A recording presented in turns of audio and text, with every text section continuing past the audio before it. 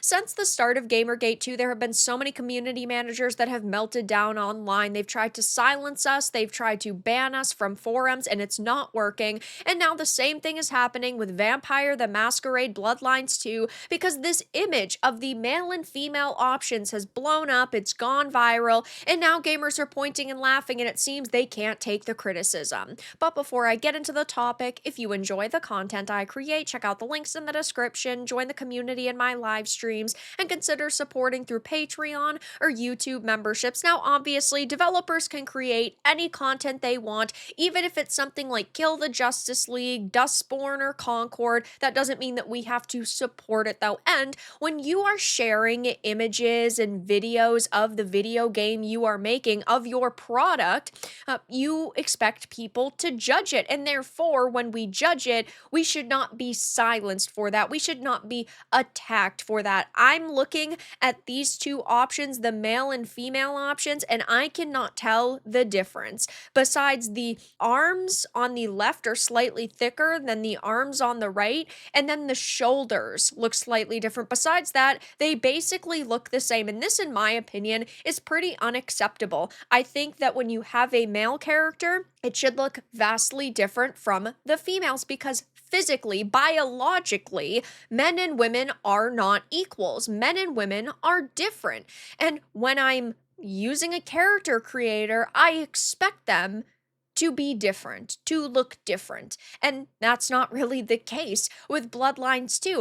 And so many people are questioning their decisions with this game. So many people are pointing and laughing, but it seems that the community manager has taken all of this backlash a little personally. So just reading a few of the posts, people are saying things like, that's the same image of a man. Japanese RPGs, you can clearly see on the left, you've got a hunky masculine man. On the right, you've got a very sexy feminine woman. And then American RPGs, they do look exactly the same, except for the hair is slightly different. And there's the pigtails on the right. And that's sad to me. When I am creating character, I want to be able to make them look the way that I want, and these should not be the defaults because this androgynous look is not reflective of men and women. Oh, so that's why this was delayed for so long. They were trying to figure out how to design a woman, and it seems they have failed miserably. They might as well just make her a painting of fruit at this point. What's the difference, or am I getting old? I see this and I'm immediately non-binary. So glad they're sticking to the original Bloodlines aesthetics. And just like that, any interest I had in the game was gone. And sure, you might be saying to yourself, it's not that big of a deal. Maybe they'll tweak it a little bit.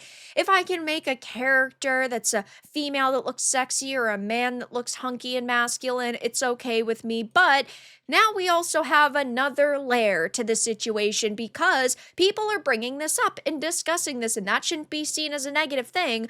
But now a community manager is melting down and banning people. You have been banned from the Vampire the Masquerade Bloodlines 2 community hub. It says you have been banned by a forum moderator for your post in Legend of the Nomad, and they said, which one is the female? First image, I can't tell. And then they got banned for posts only to be inflammatory. I thought we weren't supposed to see gender. I thought that was the argument now. Oh, you shouldn't assume gender. You need to ask people what their pronouns are. So this person is, okay, which one's the female, which one's the male? I don't see gender. And then they're a bigot for doing that? You can't make this shit up with these people. They can't just stick to one viewpoint. They can't just stick to one narrative. Oh, you shouldn't see gender. You should ask first instead of assume. Okay, I'm not assuming which one is which, and then they get banned. This person asked a very simple question. Now, I look at a lot of video game characters, so I think I'm viewing this correctly. I think the one on the left is the male and the one on the right is the female. Again, the arms are slightly different. The shoulders are slightly different. But if you looked at this very quickly, you'd be like, okay, why are these two images exactly the same? Why are there two characters that look the same on my screen? And now, of course, people are very upset over this situation, and rightfully so. First of all, it's going to cause the Streisand effect to happen, because when you try to silence people on one platform, they're just going to go to another platform, and then they're going to get signal boosted and more people are going to be talking about it. But second of all, you had an established audience and you are doing everything in your power to move away from that audience to create a game for modern audiences, aka sensitive snowflakes on social media. And we've seen that this strategy does not work. All you are going to do is lose a lot of money. And it's really sad, because while this community manager is not a developer on the team, their actions do reflect this game. And maybe it will come out and it will be amazing.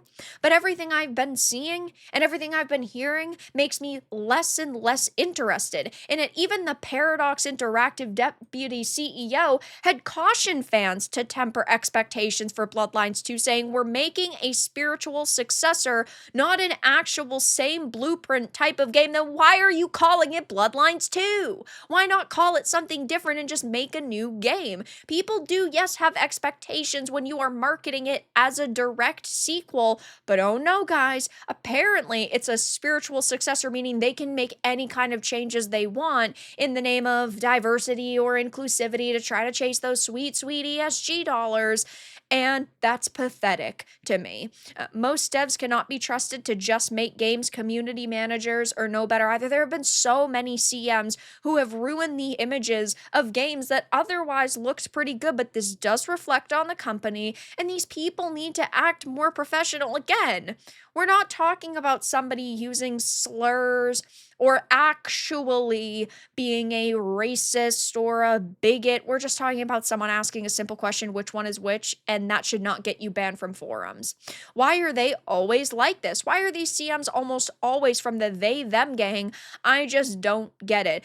I say this a lot. Anybody should be able to get a job within this industry. The best person for the job should get it, regardless of their gender or their sexuality or the color of their skin or hobbies they have, right? It should not matter, but it does matter now, because these people are proving time and time again that they cannot leave their politics at the door when they go to work, and that they are power-hungry lunatics. You give these people an inch and they will take 5 miles, and it's why I sit here and I call so many of them out, because if you do not check them, if you do not question them, or you do not bring attention to it, they will get worse and worse and worse, to the point where there's a point of no return that they pass.